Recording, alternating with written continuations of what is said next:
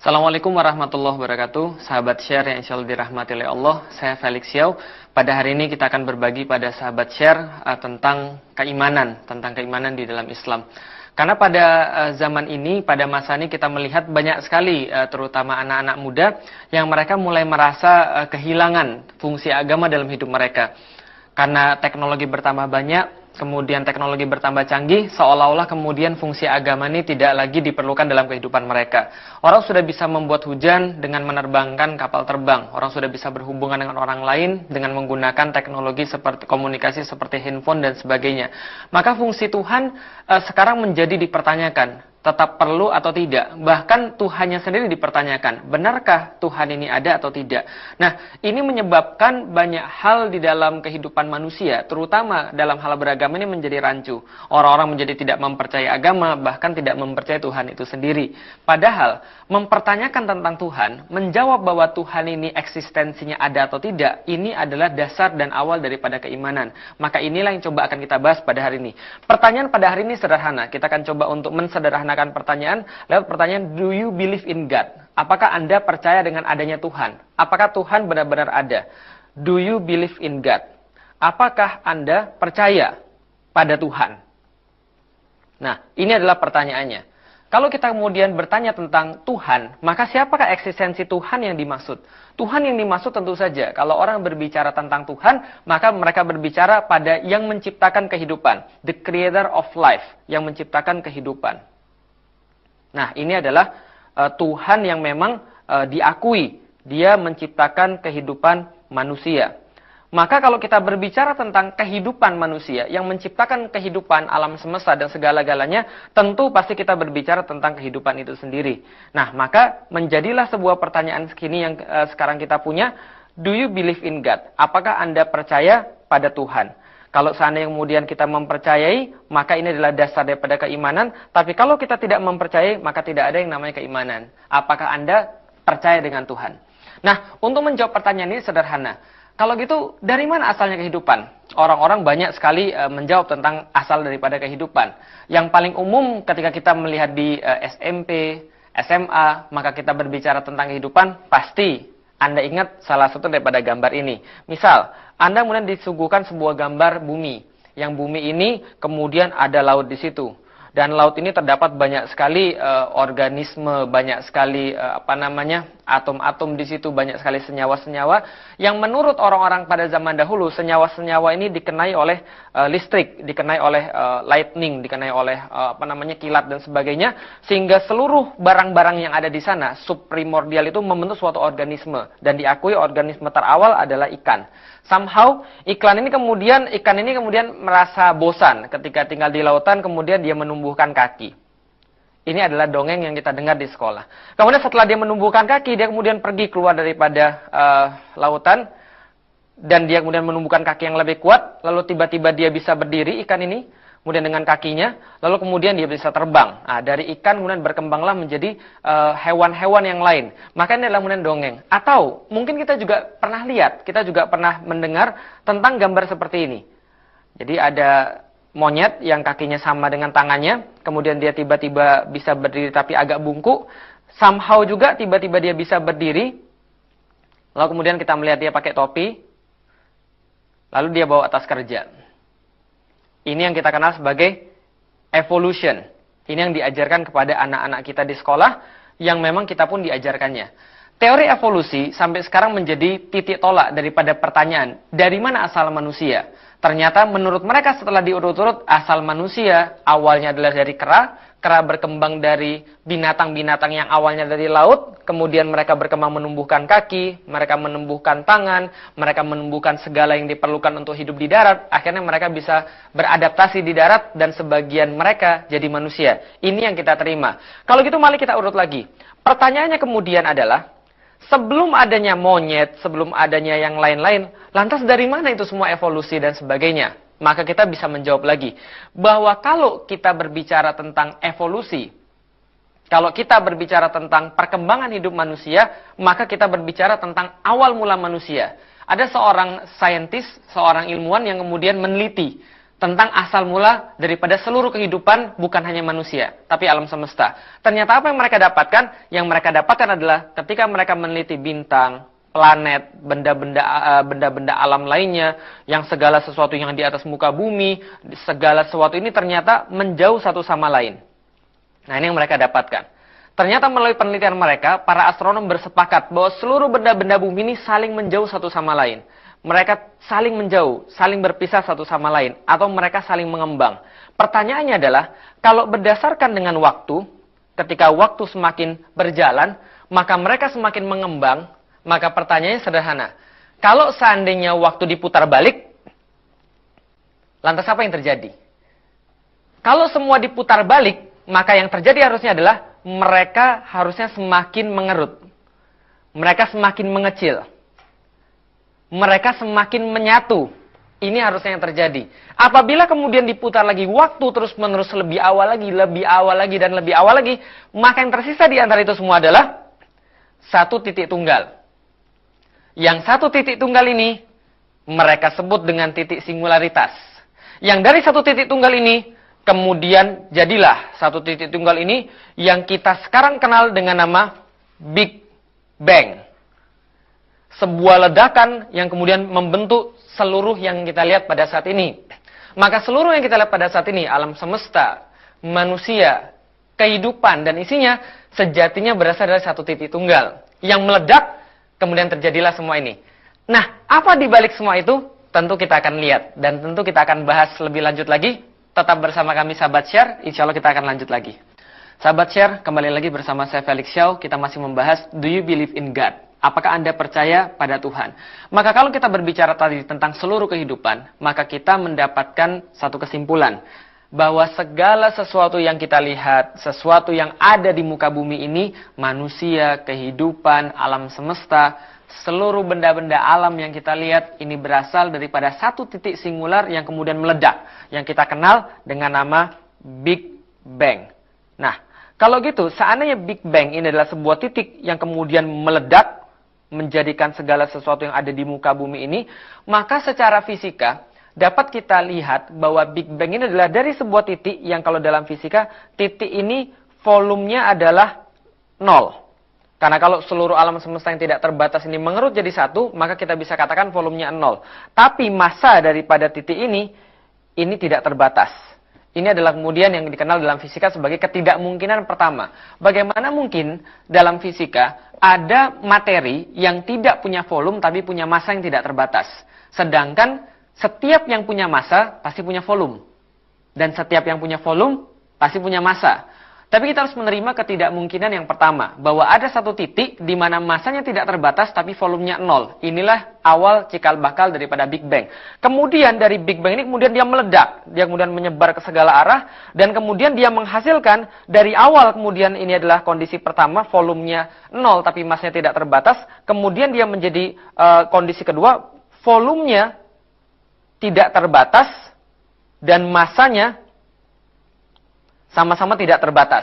Ini adalah Big Bang. Nah, pertanyaan kemudian, ketika Big Bang ini terjadi, mulai dari yang massanya tidak terbatas tapi volumenya 0, menjadi volumenya tidak terbatas dan massanya tidak terbatas, lantas apa yang terjadi? Meledak. Makanya namanya bang. Dia terjadi ledakan. Yang mengherankan para ilmuwan adalah justru setelah terjadi ledakan ini justru terjadi order. Justru terjadi sesuatu yang teratur. Kalau kita kenal dalam hidup kita, setiap ledakan menghasilkan ketidakteraturan. Studio ini misalnya, kalau kita pasang dinamit di studio ini, lalu kemudian kita ledakkan dinamit ini dalam studio, tentu setelah meledaknya dinamit, tidak mungkin ada studio yang lebih bagus. Pasti ada kekacauan, pasti ada chaos. Nah, maka di dalam kemudian Big Bang, kita lihat justru ketika ledakan ini terjadi, tidak terjadi chaos, tidak terjadi kemudian kekacauan. Yang terjadi justru sebaliknya, keteraturan seperti yang kita lihat sekarang ini. Maka, ketika orang-orang mempertanyakan kembali tentang Big Bang, sangat banyak sekali pertanyaan kita pada hari ini, maka mereka bertanya, berapa kemungkinan bahwa segala sesuatu ini terjadi kebetulan? Bahwa setelah ledakan Big Bang ini, bang! Semua terjadi teratur. Berapa probabilitas? Berapa kemungkinan probabilitas terjadinya segala sesuatu lewat kebetulan? Atau menjawab pertanyaan kita pada awal, do you believe in God? Berapa kemungkinan Tuhan tidak ada? Berapa kemungkinan alam semesta dan seluruh isinya terjadi secara coincidence, secara kebetulan? Maka probabilitas yang didapat oleh Dr. Roger Penrose, jadi Dr. Roger Penrose ini adalah seorang profesor matematik dari Amerika. Dia sempat memberikan kita sebuah jawaban bahwa probabilitas bahwa seluruh alam semesta tercipta secara kebetulan adalah 1/10 pangkat 10 pangkat 123. 1/10 pangkat 10 pangkat 123. Berapa nih 1/10 pangkat 10 pangkat 123? Saya tahu, pasti jawaban Anda sekian. Itu jawaban yang paling tidak rasional yang pernah saya dengar. 1/10 pangkat 10 pangkat 123 adalah sebuah angka yang luar biasa. Untuk mengerti tentang dunia, untuk mengerti tentang Tuhan, untuk mengerti tentang alam semesta, mari kita bahas sedikit tentang 1/10 pangkat 10 pangkat 123.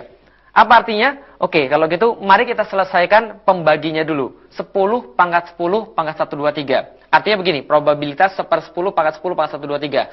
Kalau probabilitas tengah, itu artinya di antara 2 kali lempar, 1 kali dapat. 50%, 50-50. Kalau probabilitasnya 1/4, berarti di antara 4 kali lempar, 1 kali dapat. Kalau probabilitasnya 1/10, maka 10 kali lempar, 1 kali dapat. Semakin besar bilangan pembagi, maka semakin kecil probabilitas atau kemungkinan. Maka kita bahas dulu tentang 10 pangkat 10 pangkat 123. Nah, berapa ini 10 pangkat 10 pangkat 123? Masih bingung? Bagus. Kalau gitu kita selesaikan dulu. Berapa 10 pangkat 123? Masih bingung juga? Kita sederhanakan. Kalau 10 pangkat 1 sama dengan 10. Kalau 10 pangkat 2 sama dengan 100. Kalau 10 pangkat 3 itu 1000. Anda bisa lihat kesamaan di sini sahabat share yang dimuliakan Allah. 10 pangkat 4 10.000. Kalau 10 pangkat n sama dengan, kalau yang tahu polanya, 1 yang diikuti oleh 0 sebanyak n. Nah, jadi 1 yang diikuti oleh 0 sebanyak n. Kalau 10 pangkat 100 berarti 1 yang diikuti oleh 0 di belakangnya sebanyak 100. Kalau 10 pangkat 123, berarti 1 yang diikuti 0 di belakangnya sebanyak 123. Oke, kalau gitu kita coba sederhanakan lagi. Kalau seandainya 10 pangkat 10 pangkat 2, berarti 10 pangkat 10 pangkat 2, maka 10 pangkat 100. Berarti 1 yang diikuti oleh 100 0 di belakangnya. Kalau 10 pangkat 10 pangkat 123, 10 pangkat 123 sama dengan 1 yang diikuti oleh 0 sebanyak 123 0 di belakangnya.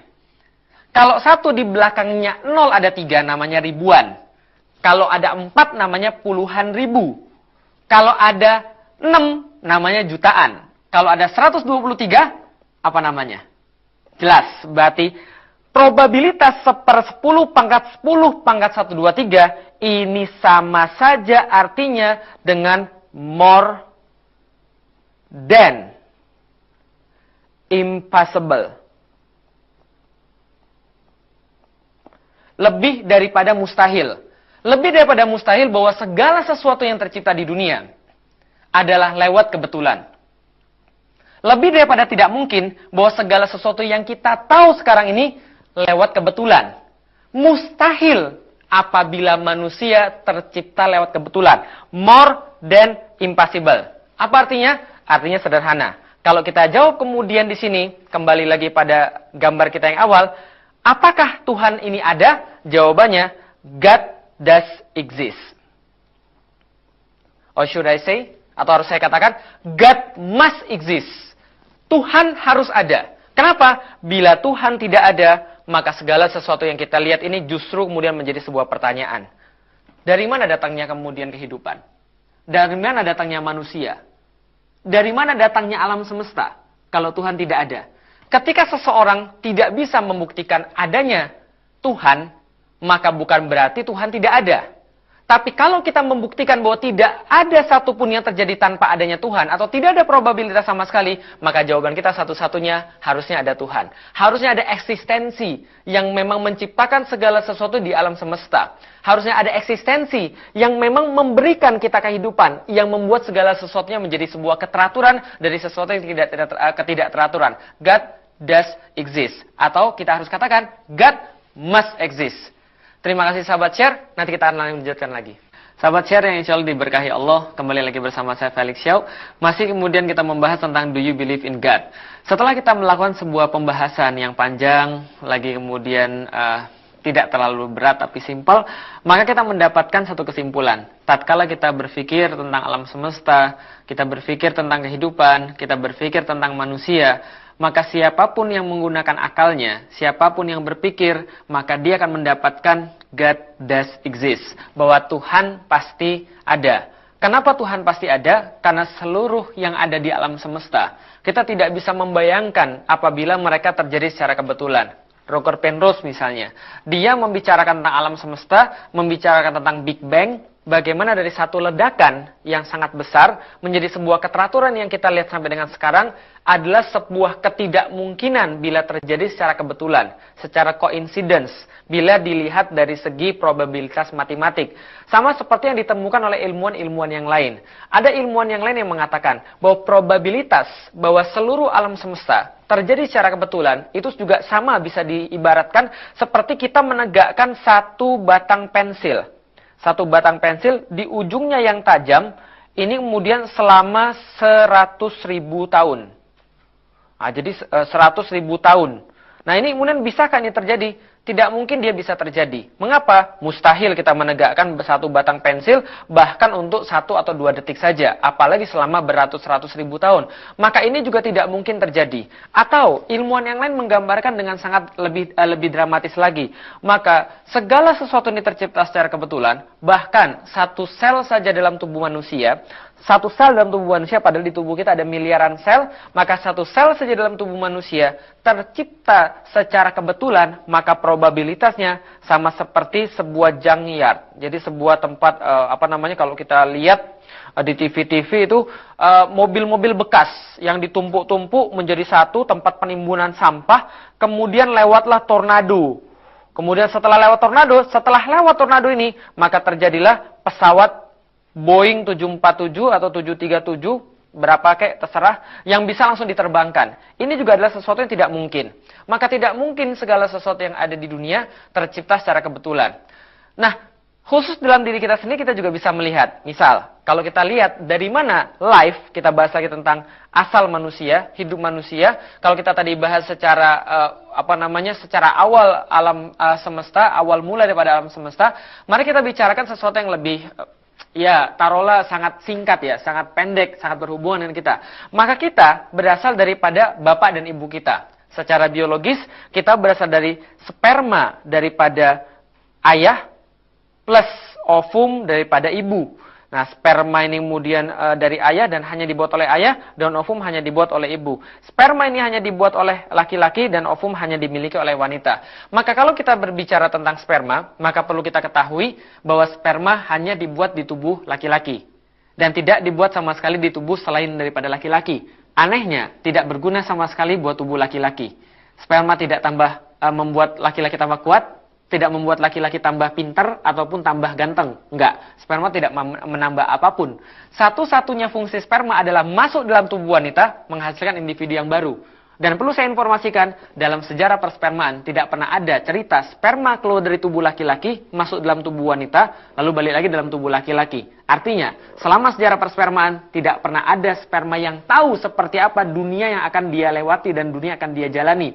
Walaupun itu adalah satu-satunya guna dia. Satu-satunya purpose dia hidup. Satu-satunya purpose dia untuk dibuat adalah masuk untuk kemudian tubuh wanita. Nah, tapi ternyata sperma tahu tentang tubuh wanita. Apa yang mereka tahu? Kalau kita berbicara tentang tubuh wanita, maka sebelum mereka masuk ke dalam rahim, mereka masuk ke dalam liang daripada kemaluan perempuan. Dan ternyata di dalam liang kemaluan perempuan tadi terdapat racun, asam yang sangat keras. Ini bisa membunuh sperma ini dalam waktu 3 detik. Kalau seandainya mereka tidak menyiapkan segala sesuatu. Tapi apa yang terjadi? Apakah seluruhnya mati terbunuh? Sperma keluar dari tubuh laki-laki. 1 kali pancaran bisa mencapai 500 juta atau setengah miliar. 500 juta keluar dari tubuh laki-laki, semuanya masuk dalam tubuh wanita. Apakah semuanya mati? Kalau iya, ini pembunuhan terbesar dalam sejarah. 500 juta mati dalam waktu 3 detik atau 2 detik. Tapi ternyata tidak seperti itu.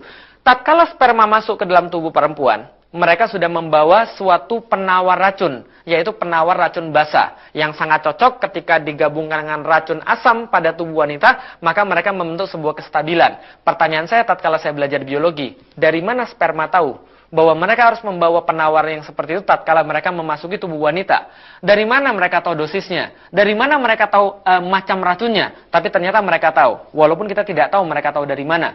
Coba kita ambil kesimpulan, coba kita ambil analogi seperti ini. Kita tidak pernah pergi ke Skandinavia, mungkin mendengarnya baru sekarang.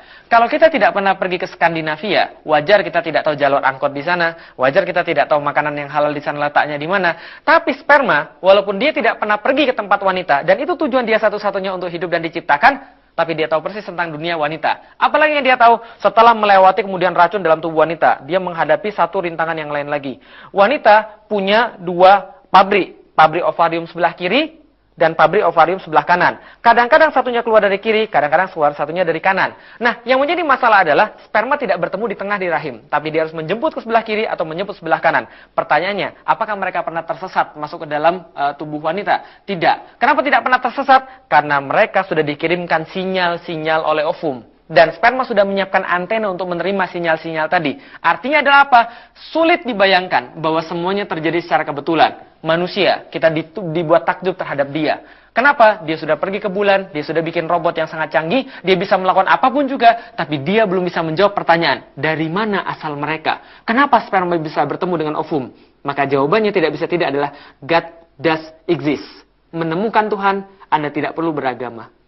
Menemukan Tuhan, Anda cukup dengan menggunakan akal. Ketika Anda menggunakan akal, maka Tuhan itu ada. Bila Anda menggunakan akal Anda dengan benar. Tapi tidak cukup hanya dengan menemukan Tuhan, tapi tentu kita harus menjawab pertanyaan-pertanyaan yang lebih esensi lagi. Kalau sekarang kita sudah tahu, ada Tuhan dalam hidup kita, buat Tuhan ada di dalam alam semesta, maka pertanyaan berikutnya adalah, siapa Tuhan itu? Who is God? Tentu kita akan jawab dalam kesempatan yang lain. Saya Felix Xiao, untuk sahabat share, kita merasa senang bisa berbagi. Assalamualaikum warahmatullahi wabarakatuh.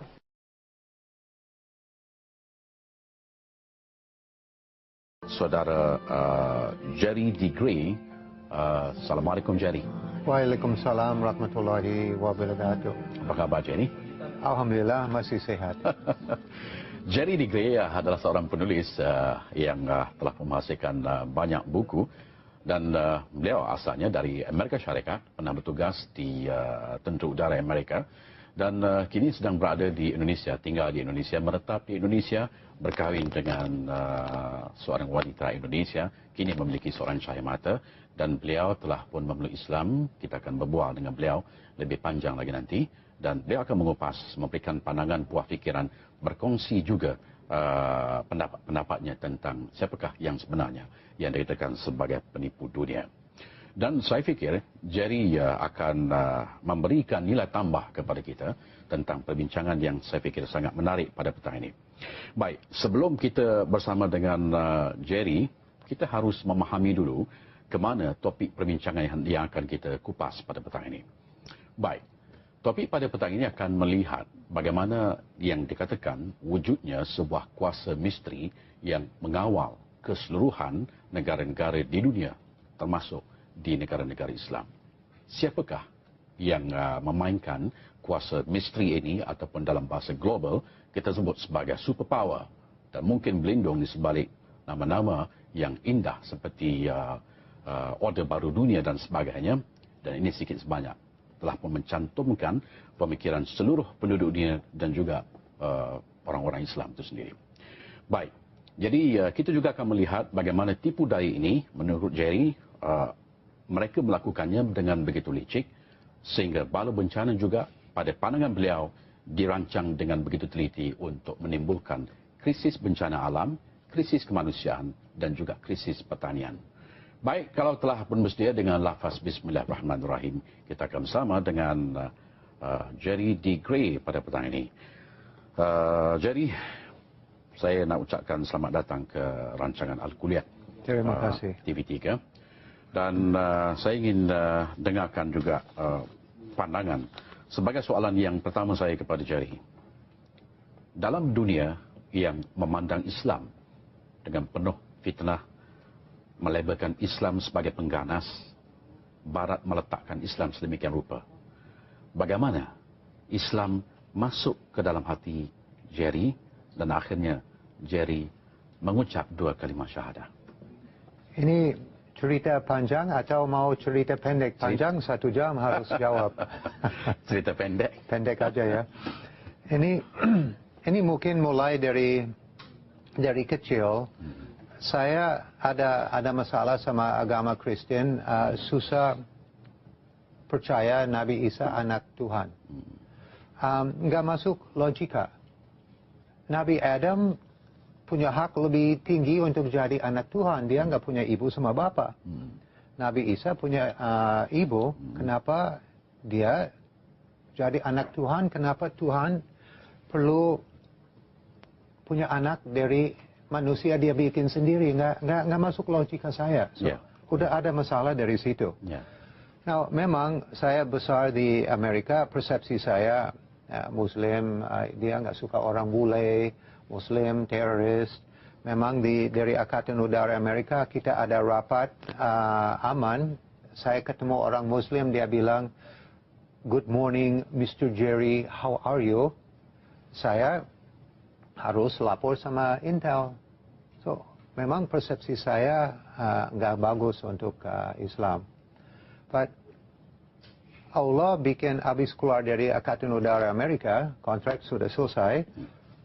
Allah bikin saya orang susah, harus tinggal di dalam mobil, harus 6 bulan di ujung satu dermaga, nggak ada makanan, keluarga nggak mau bantu saya. Ada kerja di Arab Saudi. Arab Saudi minta saya tugas untuk teknisi pesawat Raja Fahd punya pribadi. Saya afraid atau takut.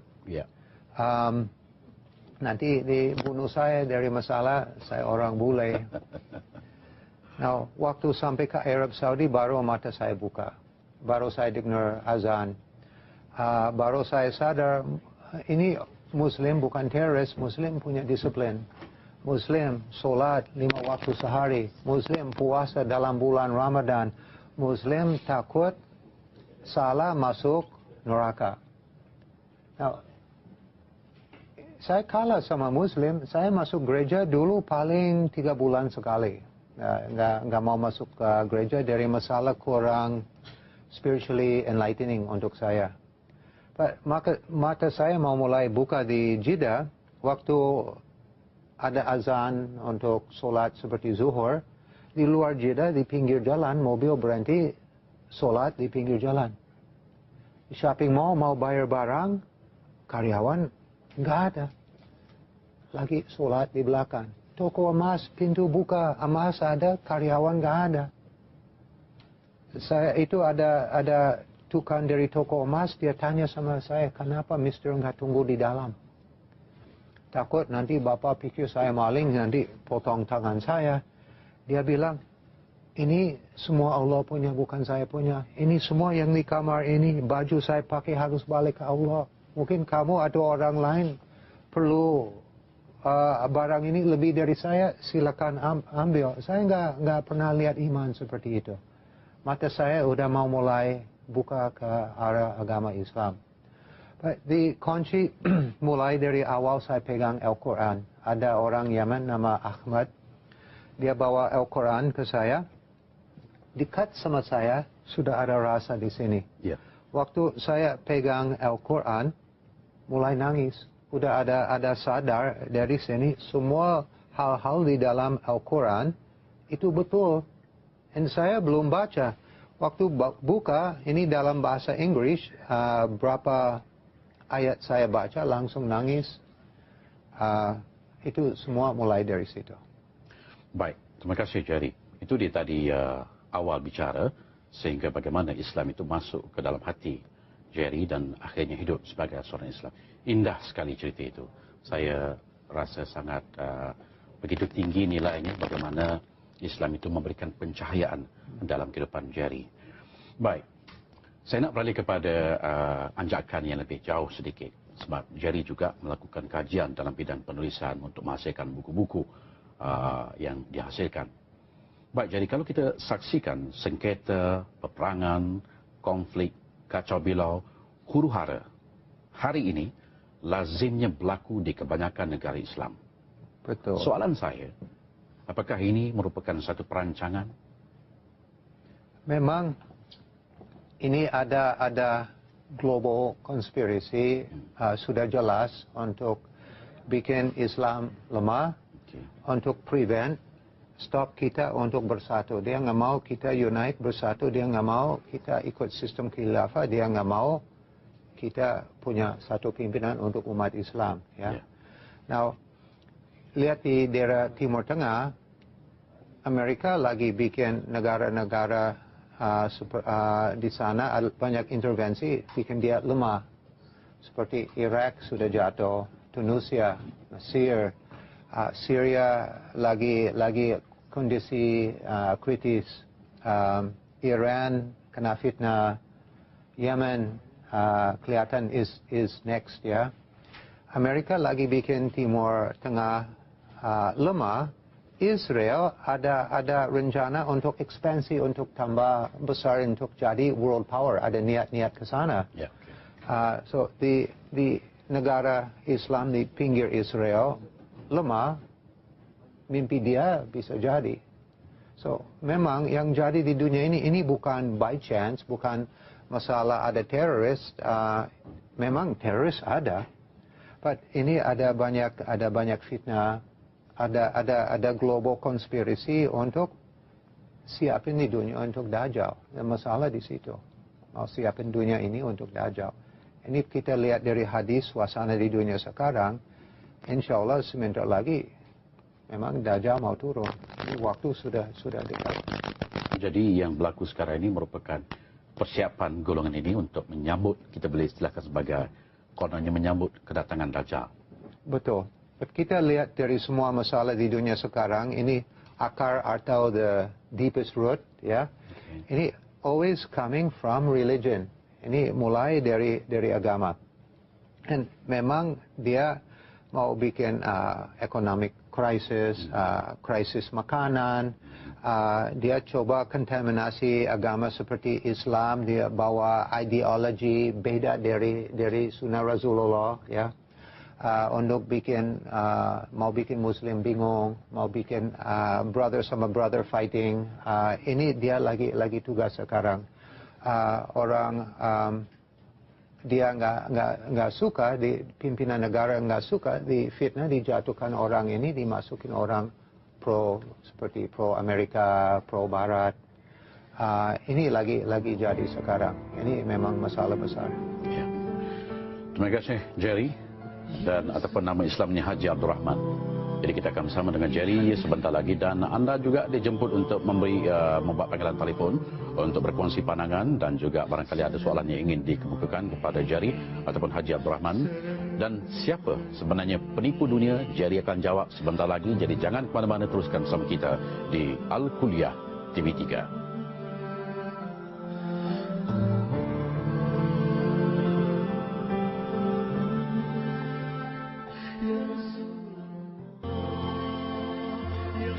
Alhamdulillah saudara, selamat kita bersua kembali dalam rancangan Al-Kuliah di TV3, dan kita sedang sama dengan rakan kita, iaitu bersama dengan Jerry D. Gray, seorang penulis dari Indonesia, kelahiran Amerika tetapi pernah berkhidmat sebagai berkhidmat di Tentera Udara Amerika, dan hari ini telah pun memeluk Islam, menjadi seorang ustaz Islam dan aktif dalam dakwah dan sebagainya.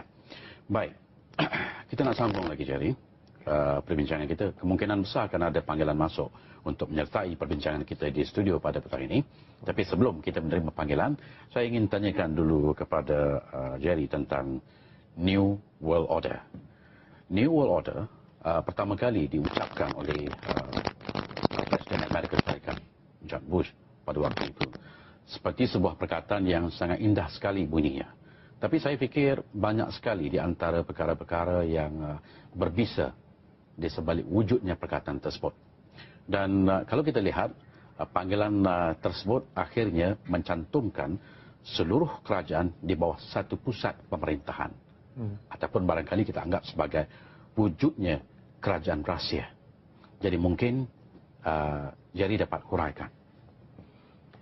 Di New World Order ini, juga sudah lama ada tulis di US dollar Novus Order Seclorum, bahasa Latin. Sudah lama? Sudah lama. Ini dari US dollar pertama. Ada tulis Novus Order Seclorum atau New World Order. So ini sudah lama ada di US dollar. But baru George Bush Senior berani, dia presiden pertama berani omong the New World Order. The New World Order ini masuk kelompok pasukan Dajjal ini dia punya banyak senjata. Ini masuk IMF, World Bank, WHO, PBB, Gorbachev Foundasi, sama negara-negara yang supporting dia, Illuminati, Freemason, ini semua gabung di dalam New World Order.